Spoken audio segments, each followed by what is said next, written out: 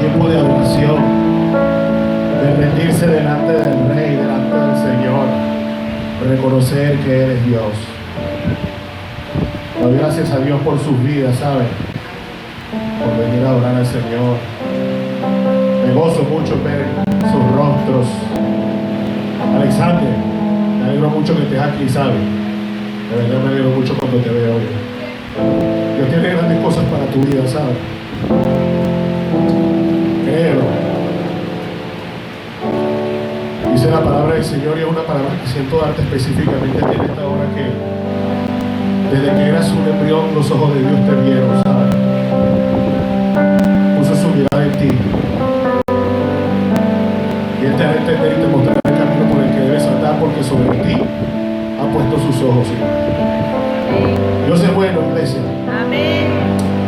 Padre amado, Dios Todopoderoso, te doy gracias, Dios, por esta congregación. Gracias, Dios, por cada uno de los que asiste, Señor, a este lugar, Dios. Sigue manifestando tu poder y tu gloria, Dios. Señor, aquí estamos, Dios.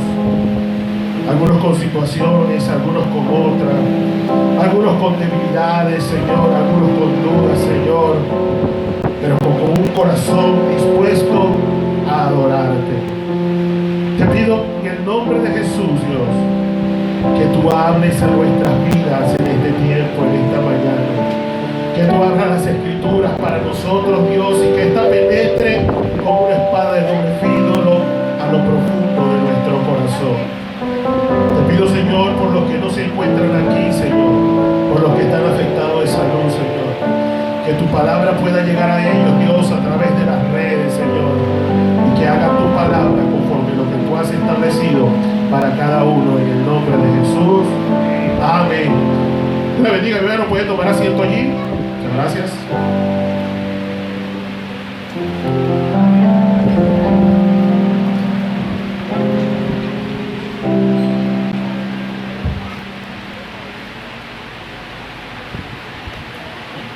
Damos gracias a Dios por su bondad. Amén.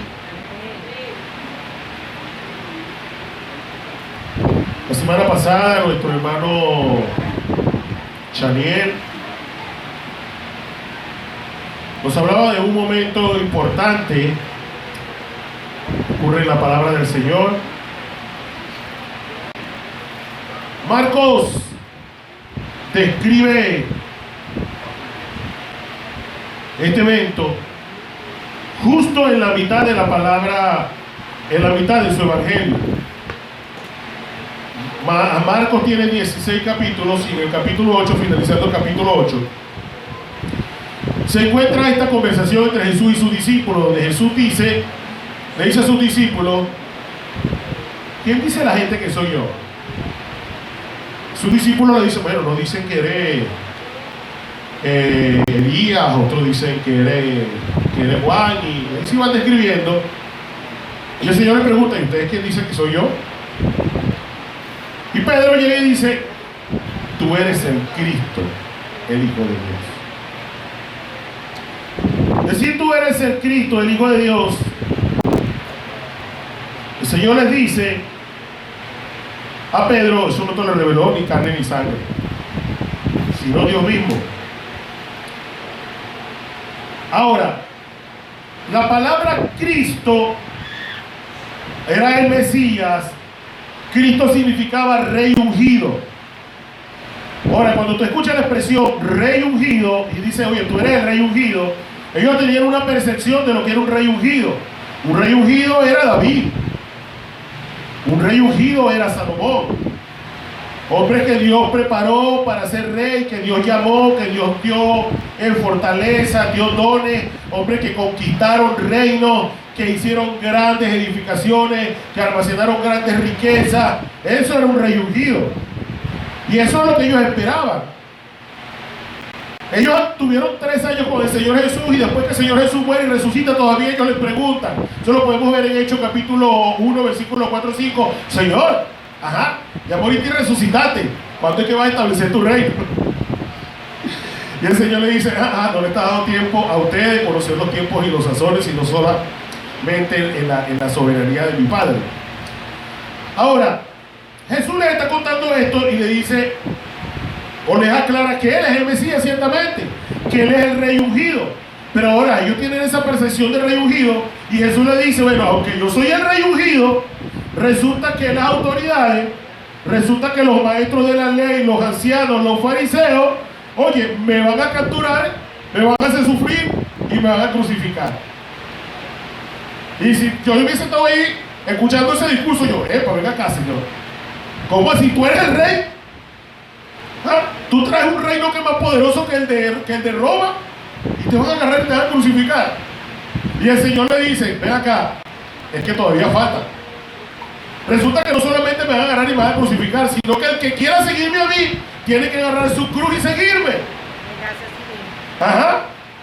Y agarrar su cruz y seguirle. Para ese momento, cuando Jesús todavía no había muerto en la cruz del Calvario, era, hermano, a la cruz iban muchos hombres.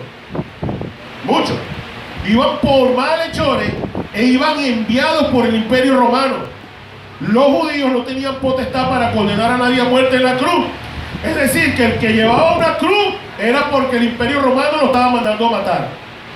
Es decir, Jesús entonces le está diciendo, mire, yo soy el Mesías, yo soy el Rey ungido, pero a mí me van a agarrar y me van a capturar, y a ustedes también.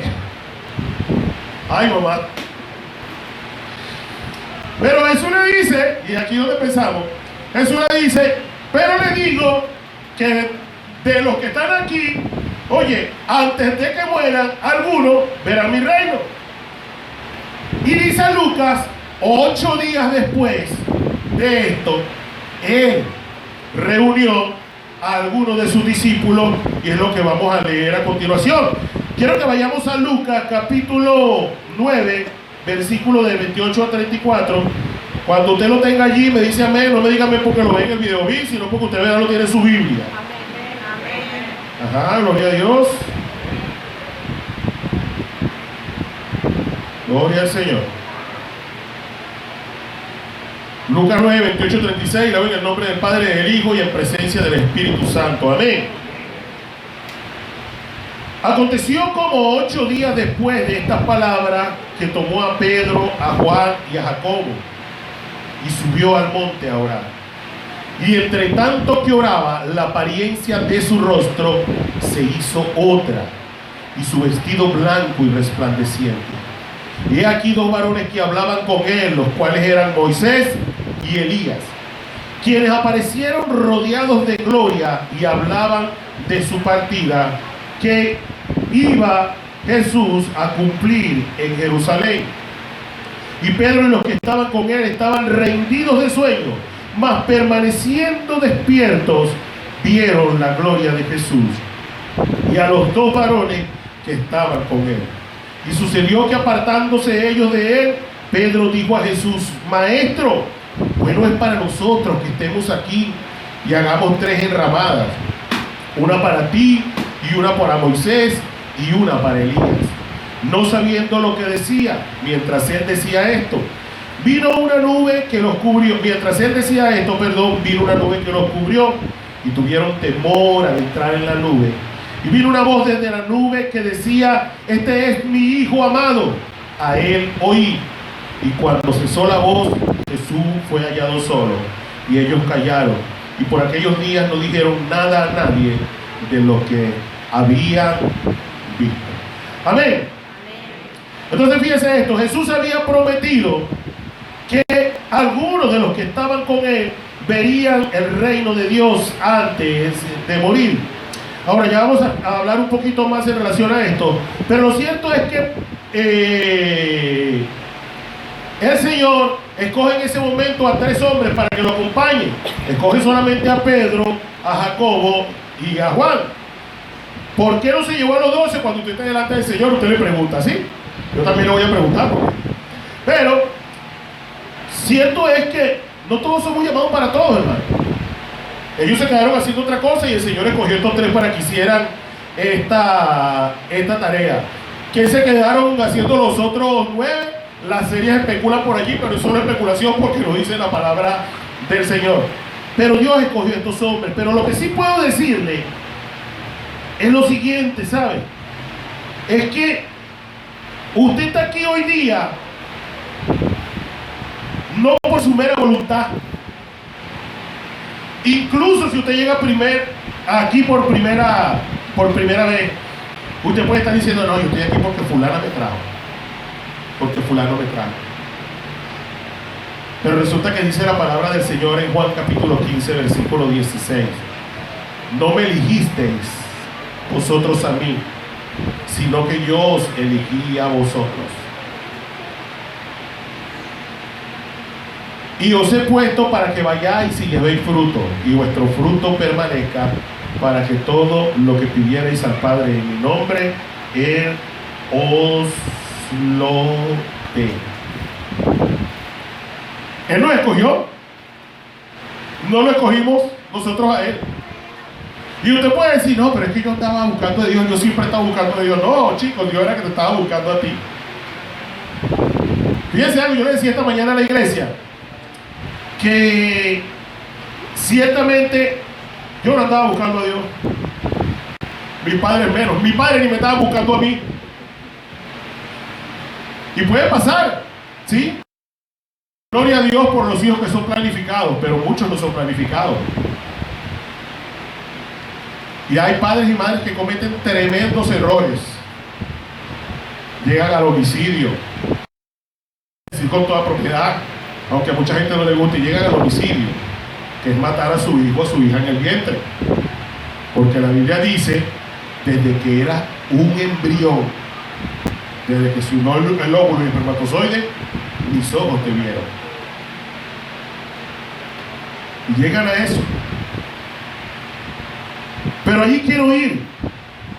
Es que, aunque papá y mamá no hayan decidido, viniste y te amaron. El vos no estabas en su corazón, pero en el corazón de papá Dios sí estaba. En su corazón sí. ¿Por qué? Porque dice la palabra del Señor aún más. Dice que Él nos escogió antes de la fundación del mundo. Efesios capítulo 1, versículos 3 y 4. Bendito sea el Dios y Padre de nuestro Señor Jesucristo, que nos bendijo con toda bendición espiritual en lugares celestiales en Cristo, según nos escogió en Él antes de la fundación del mundo, para que fuésemos santos y sin mancha delante de Él. ¿Qué quiere decir esto? Que desde siempre Dios tuvo su mirada puesta en mí, Dios tuvo su mirada puesta en ti, Gabriela. ¿Cómo te hace sentir eso? ¿Ah? Y tú dices, wow, Señor, cuántas cosas, pero tú tienes tu mirada puesta en mí. Dios nos escoge entonces. Le damos gracias al Señor porque dice incluso en la Biblia que nosotros le amamos porque Él ciertamente nos amó primero. Ahora, Él escogió a estos hombres para una tarea específica. Él nos escogió a nosotros, Él nos llamó a nosotros. Algunos ya tenemos claro para qué Dios nos llamó, otros no están tan claros, pero sí les voy a decir esto. Mateo capítulo 28 es un llamado para todo creyente. Mateo 28, 19.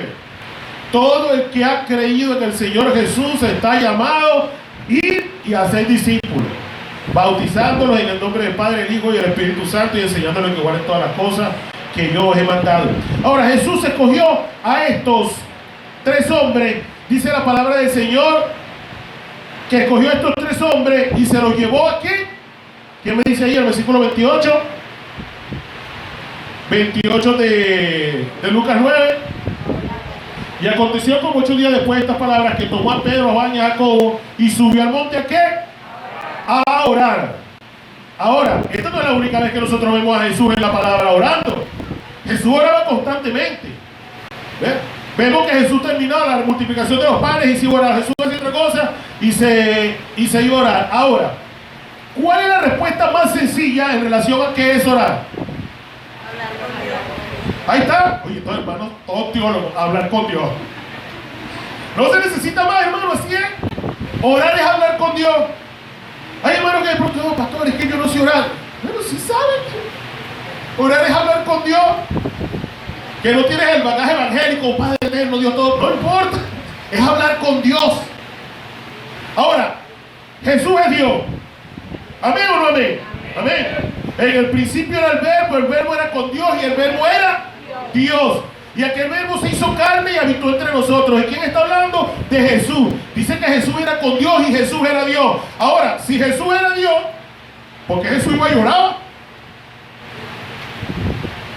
Si él era Dios. Ah, caramba. Hebreos capítulo 4, versículo 15.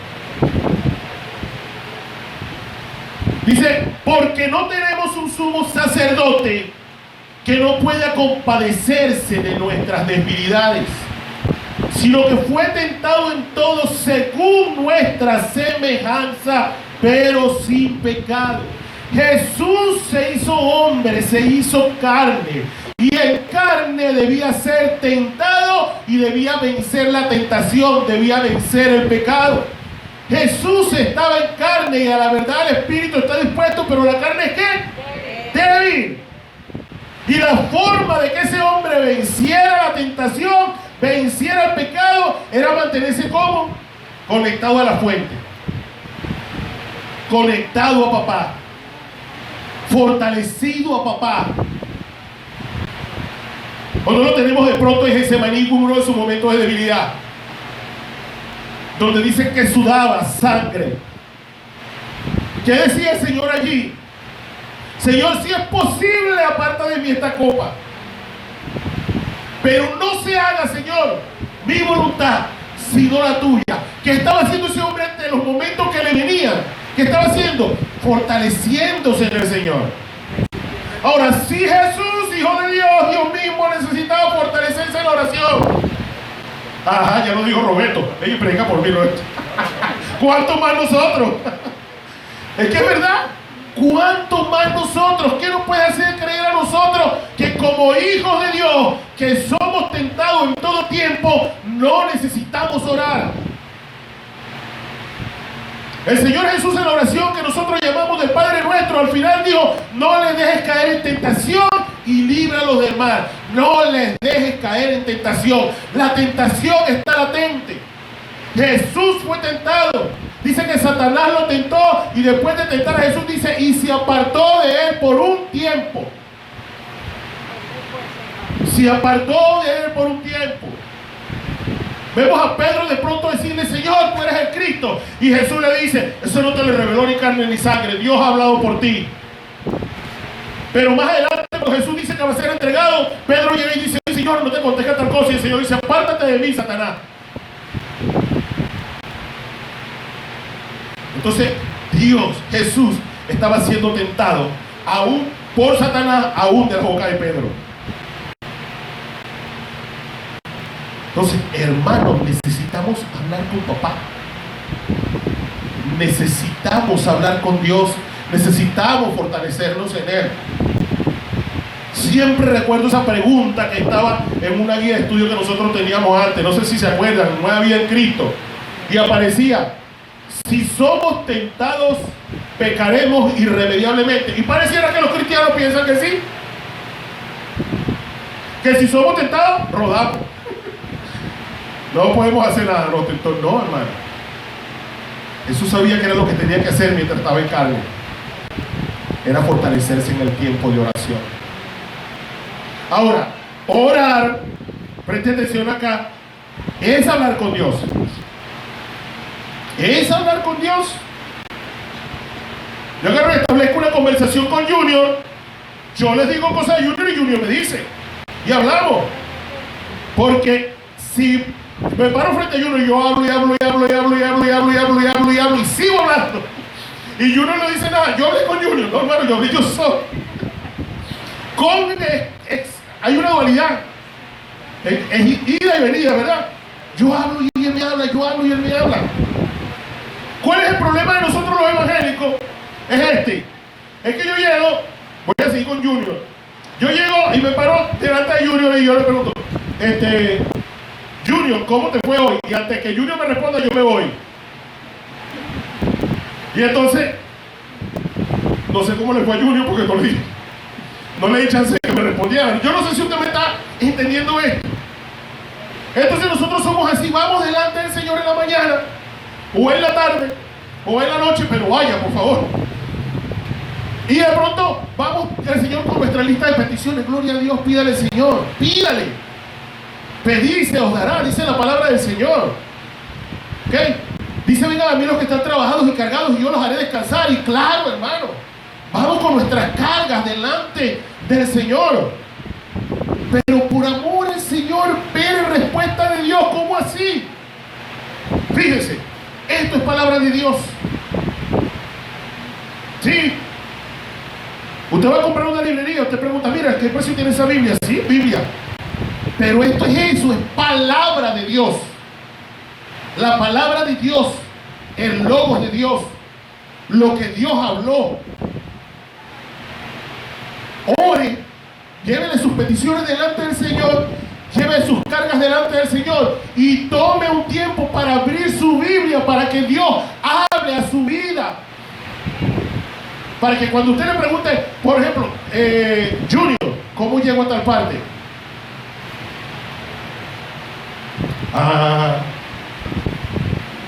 Someteos a Dios, resistid al diablo y huirá de vosotros. Entiendo. Que para yo llegar a la victoria sobre el enemigo, yo tengo que someterme a Dios, resistir al diablo y huirá de mí. Dios me está hablando. No sé si me estoy explicando. Entonces nosotros hacemos la mitad del trabajo generalmente.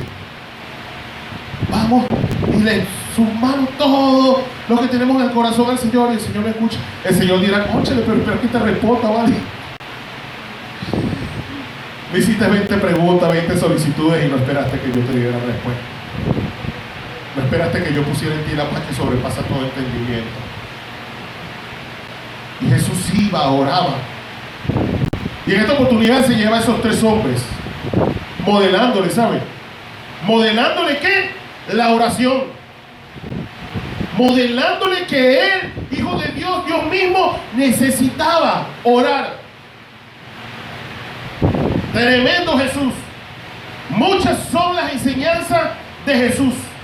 Muchas. Las que están escritas en la palabra y muchas que recogemos de los discursos, de los sermones de Jesús. Pero mucho más se recoge de su ejemplo, de sus acciones. Es lo que nosotros llamamos hoy verdad y vida. Estos hombres aprendían de Jesús, de lo que Jesús decía, pero aprendían más de lo que Jesús hacía. Modelaban, eran modelos. Jesús era modelo. Jesús tenía claro que era un modelo para ellos. Y en algún momento se lo dijo, así como yo hice, hagan ustedes. Cuando le lavó los pies a los apóstoles. ¿Qué quiero decirte con esto, amada iglesia? Sí, habla de Dios. Habla de Jesús. Tienes que hablar de Jesús. Pero modela la vida de Jesús con tu vida. Eso es lo más importante. Es que la gente pueda ver a Jesús a través de ti. Es que cuando tú prediques, cuando tú hables, la gente pueda decir, ahora entiendo. Ahora entiendo por qué Luis Carlos es así. Es que es cristiano, con razón. Pero tú sabes que es tremendo que tú prediques y te digan, y tú eres evangélico. Ahora dígame que no pasa. Sí pasa. Y tú eres cristiano. De verdad. Oye, tú eres un cristiano raro. No sé, he escuchado esa historia por ahí. Pero es sabroso, ¿sabes? Cuando te dice más bien, oye, ahora yo no entiendo por qué tú eres así. Yo sabía que había algo diferente en tu vida. Tenemos que modelar a Jesús, mis amados hermanos. Y la forma de modelar a Jesús es amando. Ya vamos a hablar un poquito más sobre eso. Dice Santiago capítulo 1 versículo 12, bienaventurado el varón que soporta la tentación, porque cuando haya resistido la prueba, recibirá la corona de vida que Dios ha prometido a los que le aman. Jesús necesitaba vencer al pecado para traernos salvación, pero nosotros también debemos fortalecernos en Dios, en la oración, para vencer el pecado. La apariencia de Jesús cambió, dice el versículo 29, que mientras Jesús oraba, vamos a leerlo.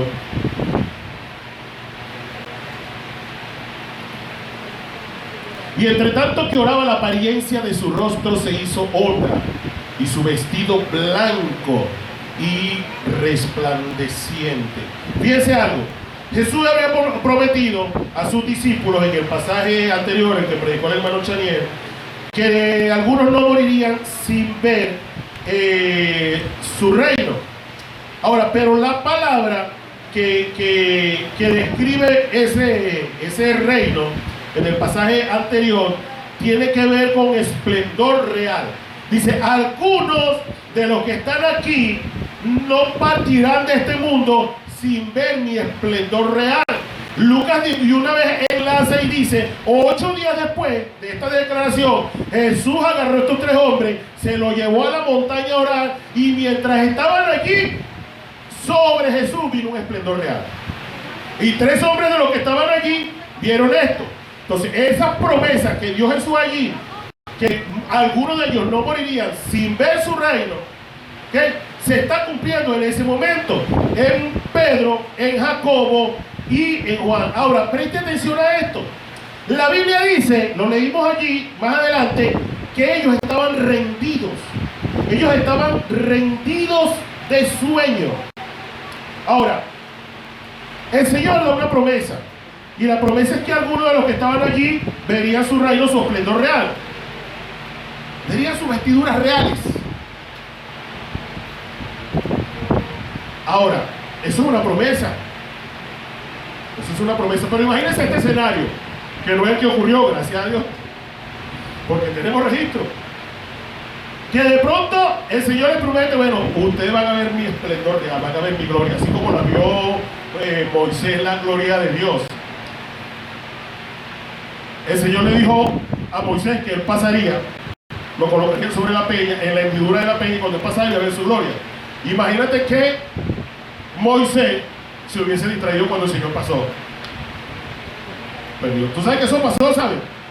Eso pasó creo que era una pelea entre Tyson y Holyfield, no recuerdo. Era una pelea de Tyson. Y la gente pagaba muchísimo dinero. Muchísimo dinero. Estoy hablando de cientos de miles de dólares algunas personas para ver esa pelea. Era la pelea del siglo. Ajá. Foreman fue. Que lo bloquearon en el primer. ¡Cónchale! ¿Qué tal? Lo bloquearon como al minuto del primer round. Bueno, resulta que en ese momento iba entrando una cantante muy famosa. Y el hombre escuchó que estaba la cantante famosa y volvió a verla. Y cuando resulta, ya había bloqueado el tipo, perdió los reales. Bueno, resulta, imagínate que Dios da esta promesa, el Señor Jesús da esta promesa a estos hombres, y ellos se van, oye, y se quedan dormidos. Yo lo hice, pero ustedes estaban dormidos. Yo cumplí, pero ustedes estaban descuidados. Ahora, era entendible, ¿sabes?, que ellos estuvieran rendidos del sueño. Los 2 posibles escenarios donde se desarrolló esto, realmente no hay certeza bíblica en relación a eso, sino la tradición judía, algunos hallazgos arqueológicos. Hay 2 posibles lugares. Uno era el Monte Tabor, que tiene apenas 575 metros, un poquito más de medio kilómetro ascendiendo. De pronto no es mucho, pero está bastante retirado donde Jesús se encontraba inicialmente. Quiere decir que el Señor Jesús los hizo caminar y después vamos para arriba, para la montaña. O el Monte Hermón, que tiene 2.8 kilómetros. Está más cerca, pero era mucha más subida. O sea, cualquiera de los 2 escenarios, los 2 lugares, oye, esos hombres llegaron agotados, hermano. ¿Ah? Como dice por aquí, con la lengua afuera. ¿Ok? Era entendible que ellos estuvieran rendidos, pero dice que ellos permanecieron despiertos.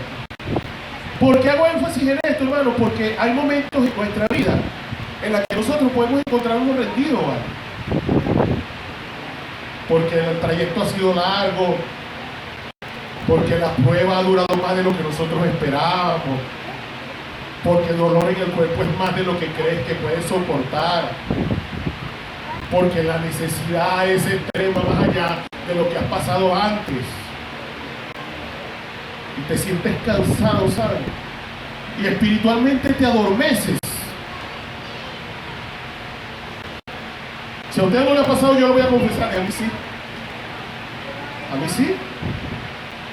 Hay momentos en mi vida que me he sentido agotado. Yo le compartí ayer a alguna de las diáconos que estábamos reunidos allí al finalizar de la actividad, que un día escribió un artículo, no sé quién lo leyó, me imagino que Mayela, que es una de mis seguidoras ahí en el blog, que se llama hámster de iglesia, el efecto hámster, que es cuando alguien hace y hace, siempre hace lo mismo, pero va perdiendo la pasión, y hay un momento en que está haciendo lo que está haciendo, está sin alusiones personales, está tocando su batería porque sabe que tiene que tocar la batería, está tocando su teclado porque sabe que tiene que tocar su teclado, está bien y hace lo que sabe porque tiene que hacerlo. Pero hay un momento que, ¿por qué lo estoy haciendo?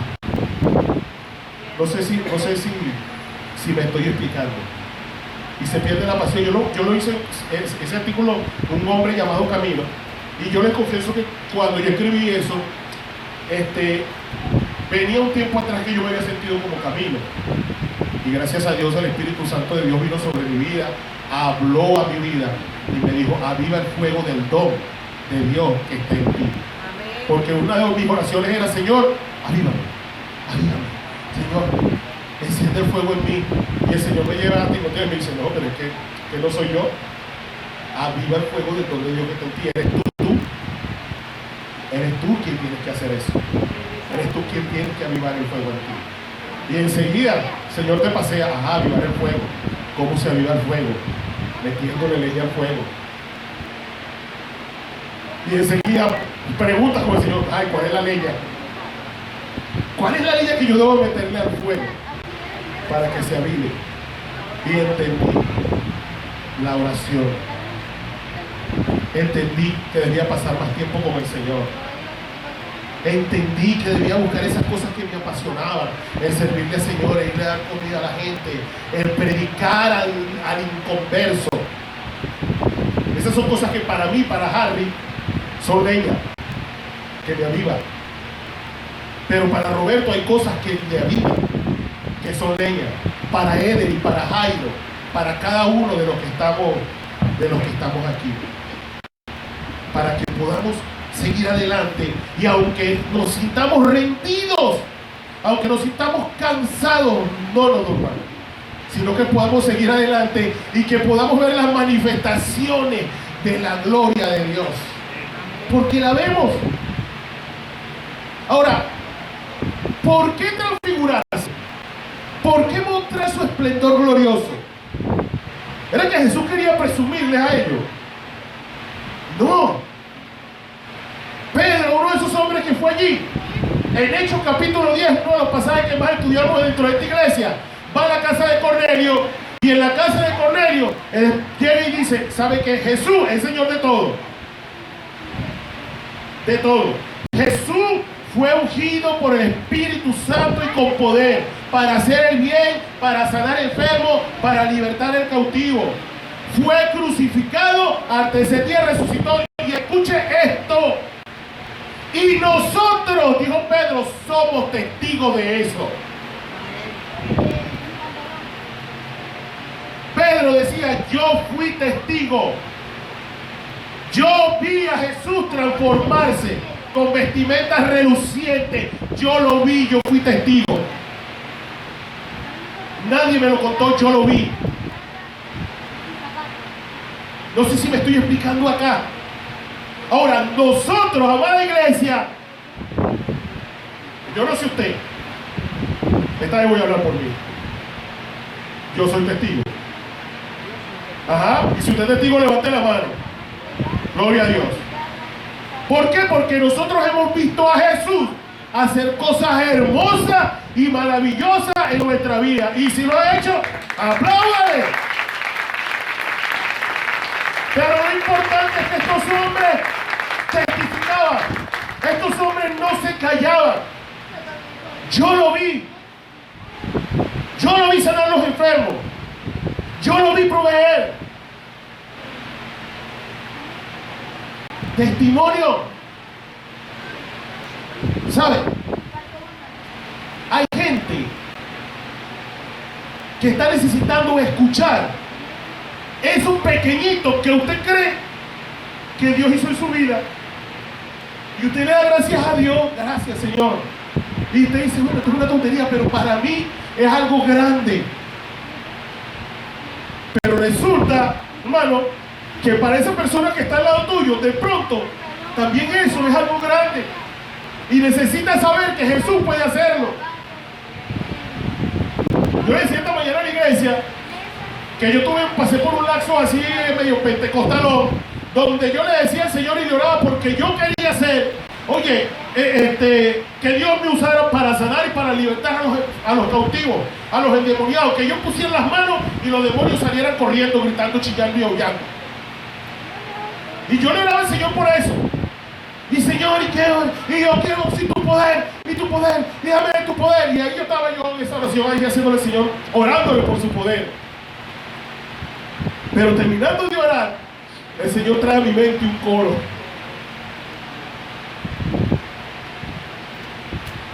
Esta mañana me ayudaron a cantarlo, ¿oyeron? Si se la saben, usted me sigue, no me deje solito aquí. El Señor trae a mi mente este coro que dice: yo soy testigo del poder de Dios, por el milagro que Él ha hecho en mí. Yo era ciego y ahora veo la luz gloriosa que me dio Jesús. Cuando ese coro vino a mí, me tiré de rodillas al piso a llorar. Y le dije: Señor, perdona, porque yo de verdad he visto tu poder. Porque yo era un hombre que se revolcaba en el lodo, en el cielo. Y para gloria de Dios le digo, hermano, no me da pena decirlo. No me da pena. No me incomodo que la gente diga: no, tú debes predicar la palabra de Dios y no tu testimonio. Pablo contó su testimonio 3 veces y después llevó a la gente a Cristo. 3 veces. Y de verdad, hermano, yo era un hombre que no valía medio. Que no lo valía, que no estuviera aquí parado si no fuera por Cristo. Y por eso yo soy testigo del poder de Dios. Yo puedo testificarle a quien sea que la obra de Dios es real. Es real. Y usted también, así que no se calle. La iglesia se movió por toda Judea. Samaria dice que hasta lo último de la tierra se movía la iglesia, testificando las maravillas de Jesús donde llegaba. A ti el Señor no te dio Judea ni Samaria, pero el Señor te dio tu oficina. El Señor te dio tu lugar de trabajo, tu lugar de estudio. Testifica. Para esta gente implicaba realmente muchas veces echarse la cruz romana al hombro. Para nosotros la vergüenza. ¿Qué dirán? Miedo a que te rechacen. ¿Sabe? El Señor le dijo: ustedes lo van a llevar delante de las autoridades, pero no tengan miedo, porque yo a la verdad pondré palabras en su boca. Y el Señor pone palabras en tu boca, pero ábrela, por favor. Gloria a Dios, amén. Damos gracias al Señor. Entonces el Señor se transfigura, muestra su esplendor real, su vestimenta reluciente. Marco describe que ningún jabón de lavador puede dejar esa ropa como la que mostró Jesús en ese momento. Ahora, fíjense algo, era entendible, ¿no?, que estos hombres, como le decía, estuvieran cansados. Entonces escribe a una iglesia que podía estar rendida. Esta palabra rendida implica abrumado. Abrumado, si vemos la iglesia neotestamentaria, era una iglesia así que era abrumada. Era abrumada. Abrumar es agobiar con gran peso. Y la iglesia neotestamentaria, a la que le escribe Lucas, es una iglesia que estaba agobiada por los impuestos, cárceles, destierro, esclavitud, muerte. Pero a pesar de sentirse abrumada, ellos debían mantenerse despiertos, activos.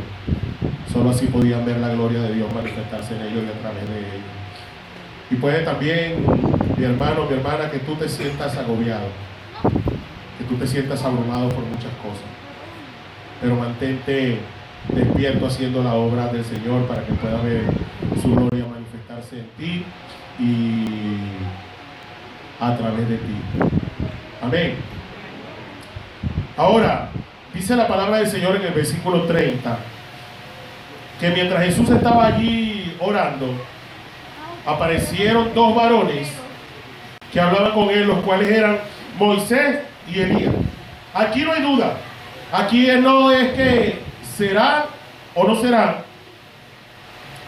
¿Será o no será? ¿Será que era? ¿Será que era semejanza? ¿Será que era figura? No.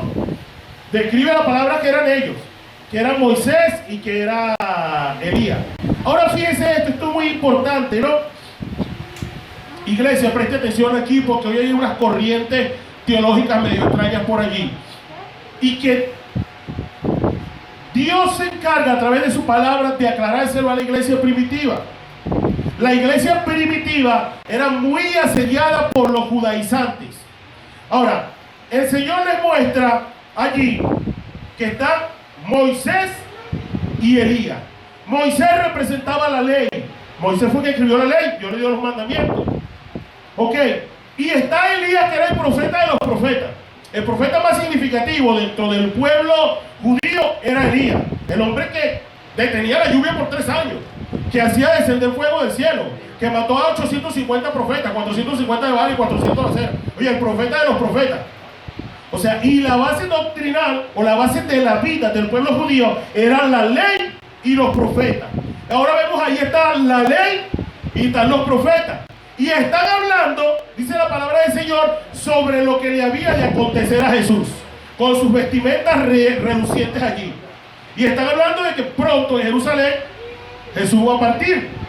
Ahora, de pronto, presta atención, se escucha la voz del Padre. Y la voz del Padre dice, preste atención a esto, iglesia. Este es mi Hijo amado. A Él oír. Escúchenlo a Él. Ojo aquí, hasta ahora ellos estaban escuchando la ley, ellos estaban escuchando los profetas. La ley y los profetas. Pero ahora aparece Jesús en escena y Dios dice, ahora no es ni la ley ni los profetas, ahora es mi Hijo. A Él oír. Iglesia, esté clara en eso. A Él oír. Y no importa que otro diga, no, que Jesús no. A Jesús. Y Jesús mismo dijo, en esto se resumen la ley y los profetas. Jesús no dijo, no, ahora no están de lado. Aquí hay resumen. Amarás al Señor tu Dios con toda tu alma, con toda tu mente, con todo tu corazón y con toda tu fuerza. Y amarás a tu prójimo como a ti mismo. Así ese hombre que dijo, que Dios dijo que oyéramos, dijo, así se resume todo eso. Todo lo que ellos seguían es aquí. Ama a Dios con toda tu mente, con todo tu corazón. Y ama al que está cerca de ti, como te amas a ti mismo. Wow. Amor.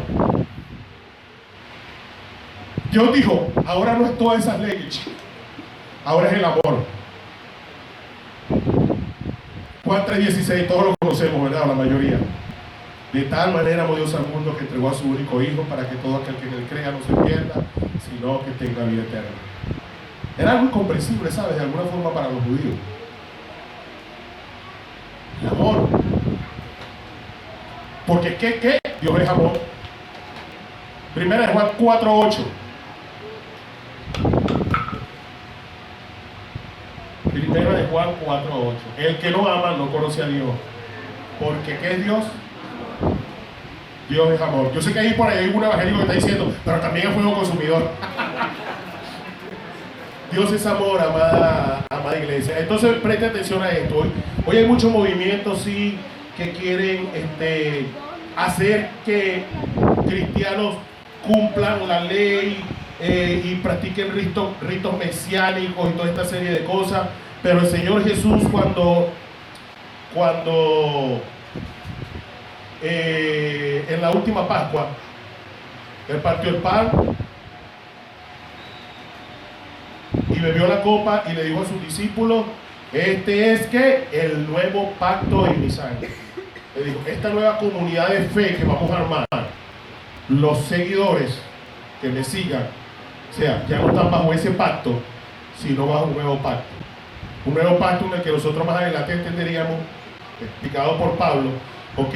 Donde estamos unidos los gentiles y los judíos que aceptan a Cristo. ¿Por qué qué? Porque Jesús derriba la pared intermedia que separaba a unos y a otros. Y ahora ya no es los judíos, ahora ya no es los gentiles, ahora en Cristo es ¿qué? La iglesia de Jesucristo que oye y camina conforme a las enseñanzas de Jesucristo. Amén.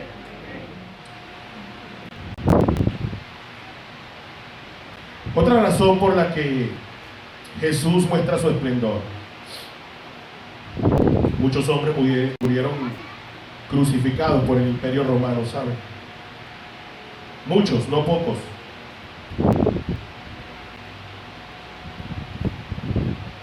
¿Qué diferencia iba a hacer en la gente el que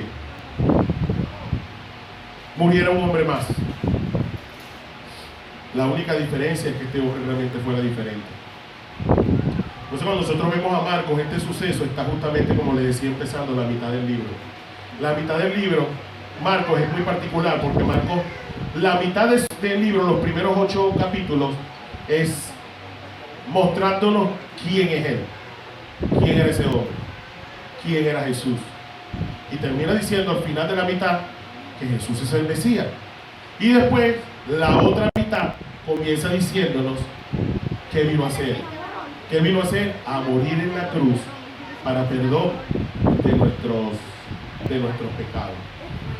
Pero algo muy importante es eso, es que si Jesús era otro hombre, nada de lo que pasó tenía significancia. Pero si Jesús era el Rey ungido, si Jesús era el Hijo de Dios, y vaya que lo era, eso hacía la diferencia. Por eso Jesús se transfigura y estos hombres ven, oye, y Dios lo afirma, este es mi Hijo, este es el Hijo de Dios, este realmente va a morir en la cruz, pero él trae verdaderamente salvación a la humanidad. Amén. Ahora bien, Pedro está viendo toda esa escena y de pronto Pedro dice, no busque la versión que yo uso cuando hablo aquí porque no la van a encontrar yo. Pedro llega y dice, oye Señor, esto está muy bueno aquí. No, vamos a hacer una enramada, una para ti, una para Elías y una para Moisés, Señor, y nos quedamos aquí. ¿Qué vamos a hacer para allá abajo? Ese poco gente enferma, ese poco gente pasando necesidad, ese poco gente queriendo que le prediquen, queriendo repetirse, no, vamos a quedarnos aquí. Esto está muy chévere. Dice el texto, dice Lucas, no sabiendo lo que decía. Ahora, ¿sabes qué, hermano? Él se sintió cómodo allí, no, esto está muy bueno. Vamos a quedarnos aquí. Pero es que es la tendencia natural del ser humano, ¿sabe? A estar donde se siente bien. Y si a usted no le gusta estar donde se siente bien, oye, dígamelo, por a mí sí. Pero qué bueno es Dios, hermano. Oye, que cuando nos acomodamos mucho y nos desenfocamos, el Señor, epa, así no es. Los discípulos de Jerusalén, fíjate, el Señor le dijo a los discípulos que no se movieran de Jerusalén hasta que viniera sobre ellos el Espíritu Santo. Juan 1:8, ¿lo conocen? Y recibiréis poder cuando haya venido sobre vosotros el Espíritu Santo y me seréis testigos en Jerusalén, en toda Judea y Samaria, hasta los últimos de la tierra. No se muevan de aquí hasta que venga la promesa. La promesa llegó en Hechos capítulo 2, pero ¿sabe qué? No estamos cómodos. Señor, ¿cómo me voy a ir? Ahí está mi tía, que hace un pancito sin levadura tan bueno. Ella no está conmigo. Y se quedaron, ¿sabe? Hechos 1:8. Pero en Hechos 8:1 el Señor intervino. Se acomodaron, le digo. Se acomodaron y yo no los quiero comer. Y vino una persecución contra la iglesia. Y todos salieron. Y se fueron Ajá, y Saulo consentía en su muerte. En aquellos días se hizo una grande persecución, gracias a Israel, en la iglesia que estaba en Jerusalén. Y todos fueron esparcidos por la tierra de Judea y de Samaria, salvo los apóstoles. El siguiente. Y llevaron a enterrar a Esteban, varones piadosos, hicieron gran llanto sobre él. Ajá. Entonces Saulo asolaba en la iglesia, entrando por las casas y trayendo hombres y mujeres, los entregaba a la cárcel. Mas los que fueron esparcidos, ¿qué tal? Mas los que fueron esparcidos iban por todas partes anunciando la palabra. Es que esa era la misión. Es que esa era la misión, anunciar la palabra. A ti no te va a gustar esto que te voy a decir, pero esa es tu misión. Y si te acomodas en algún sitio y no llevas palabra, ten la seguridad que va a venir tu hecho 8:1. Pastor, no sea profeta del desastre. No, hermano. Es que Dios no te quiere cómodo, Dios te quiere sirviendo, Dios te quiere obedeciendo. Dios te quiere haciendo lo que Él te mandó a llamar, ¿sabes? Dios no quiere que te duermas, porque Él quiere manifestar su gloria en ti, a través de ti.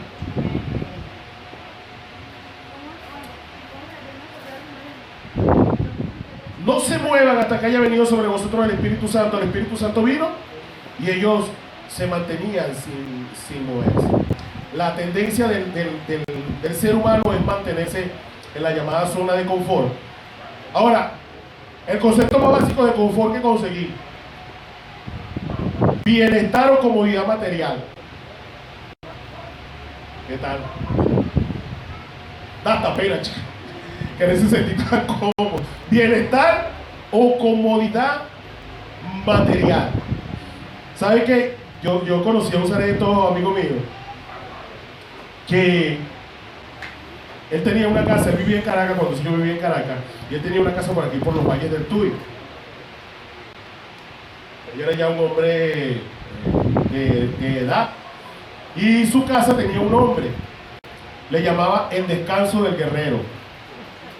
De verdad, era un hombre que dentro de la policía era muy conocido por todas sus acciones y todos sus operativos que él comandaba y esto, aquello. Y él decía que él se venía para su casa en esta zona a descansar.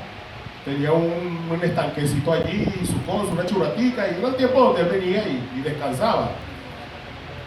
El problema de nosotros es que muchas veces nosotros también queremos el descanso del guerrero, pero nosotros no nos está dando el descanso del guerrero aquí. El Señor dijo: me voy pues a preparar moradas para ustedes. Si así no fuera, yo se lo hubiese hecho. Yo le decía esta mañana a la iglesia que hay una canción que a muchos evangélicos no les gusta, que es Más allá del sol. No les gusta porque como la cantan en muchos velorios, pero esa canción se canta para fortalecer y animar a los familiares de quienes partieron, de que, oye, no, va a su morada, usted tranquilo, pero a nosotros debe fortalecernos. El entender de verdad, hermano, que nosotros aquí, Dios nos tiene trabajo, Dios nos tiene servicio, Dios nos tiene obra, pero mientras nosotros le servimos a Dios, Dios nos va mostrando cosas hermosas y maravillosas de las que podemos dar testimonio. Pero al final de este tiempo que va a llegar, que esta carne corruptible se evita de corrupción, dice la palabra del Señor que Él tiene moradas preparadas para nosotros. Ahí está el descanso del guerrero y el descanso de la guerrera. Pero mientras estemos en esta tierra, mis amados hermanos, sirvámosle al Señor con pasión. No nos acomodemos. Tú sabes qué es triste. Yo coloqué un video en estos días en el grupo de la iglesia. De verdad que me rompió el corazón. El del niño que lloraba al Señor y le pedía.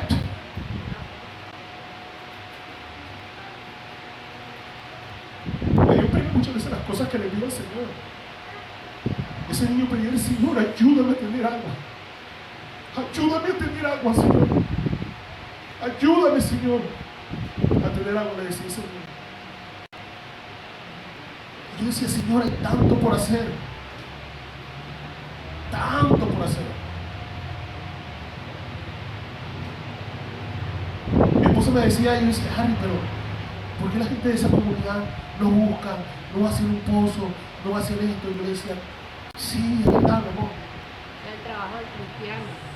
Eso debe hacerlo la iglesia, ¿saben? Hay cosas que la iglesia puede hacer. Y a veces nos acomodamos y nos vemos hacia los alrededores. Las grandes necesidades que hay. La iglesia, hermano, era una máquina de buenas obras. Buenas acciones que llevaban a la gente a los pies de Cristo. Y también lo estudiamos bastante. Hechos capítulo 2, versículo 46. Pónganlo ahí, Isra, por favor. 46-47. Y perseverando unánimes cada día en el templo y partiendo pan en las casas, comían junto con alegría y sencillez de corazón, alabando a Dios y teniendo gracia con todo el pueblo.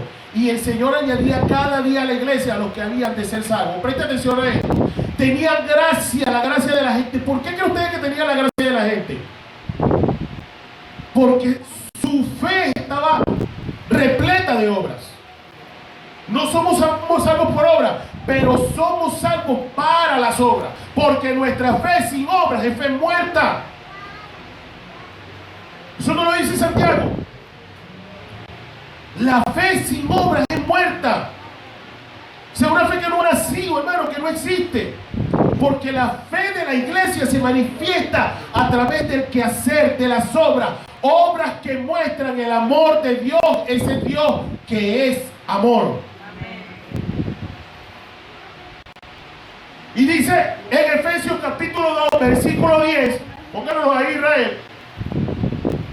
Dice que somos hechura de Dios en Cristo Jesús para buenas obras que Él dispuso de antemano para que estuviéramos en ella. Voy. Porque somos hechura suya, creados en Cristo Jesús para buenas obras, las cuales Dios preparó ¿de qué? De antemano, para que estuviésemos en ella. Las buenas obras están. El Espíritu de Dios está. Amén. Y usted también está. Amén. Denle un aplauso al Señor. Ponte de pie, iglesia.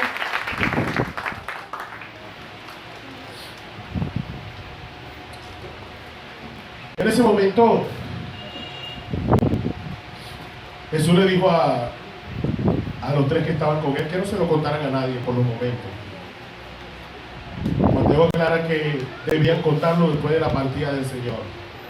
Después de la partida del Señor, ellos debían testificar todo lo que habían visto y oído del Señor.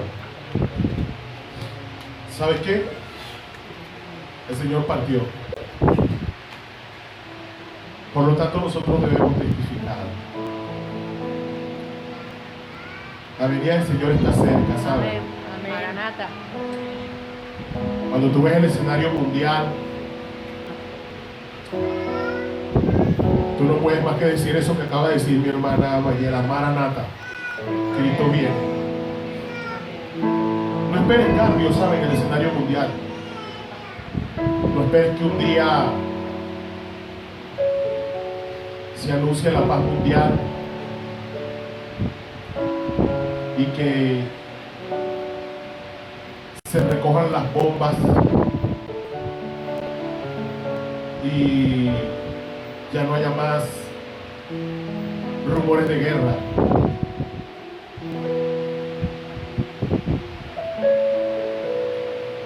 Porque cuando eso pase, el Señor estará viniendo por nosotros. Amén.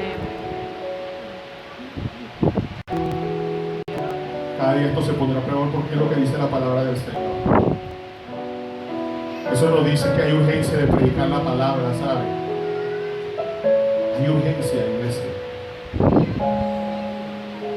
Todo lo que el Señor le mostró a cada uno de sus discípulos era para que ellos pudiesen tener argumentos para predicar el mensaje del Evangelio. Cada vez que tú te sientas, ¿sabes?, a ver un discipulado, debe ser para que tú tengas argumentos sólidos para anunciar el mensaje del Evangelio. No para que acumules más conocimiento, más o cuánto sé, no. Es para que tengas argumentos para anunciar el mensaje del Evangelio. Fortalécete en el conocimiento de Dios cada vez más. pero habla de cada cosa que Dios te enseña. Amén. Habla. Calles, amén. Padre de la gloria, Dios Todopoderoso, te damos gracias, Dios, por tu palabra. Tu palabra que es verdad. Guíanos toda verdad. Padre, ayúdanos, Dios, a caminar conforme a tu verdad y a dar testimonio de las cosas que hemos visto de ti, Señor. A moderarte, Dios, como tú modelabas, Señor. Ayúdanos, Señor, a buscarte en oración para ser fortalecidos por tu santa y bendita palabra, Dios. Habla nuestras vidas, Dios mío. En el nombre de Jesús de Nazaret, Señor, ponemos delante de ti los diferentes escenarios donde tú has colocado a cada uno de tus hijos. Salones de clase, oficinas, consultorios. Padre, muévete de manera especial en ellos y a través de ellos. Dales de nuevo, Dios. Tú te mueves con señales y prodigios, Dios, alrededor de ellos. No crean, Dios, que tú les has enviado, porque eres tú, Señor, quien les escogió, quien les llamó, quien puso tu Espíritu, Señor, en cada uno de nosotros, Dios, para ser testigos. Gracias, Padre, en el nombre de Jesús de Nazaret. Amén. Que Dios Padre Todopoderoso les bendiga y prospere esta semana que comienza y que les use para la gloria y honra de su nombre. Amén. Dios les bendiga, estamos despedidos.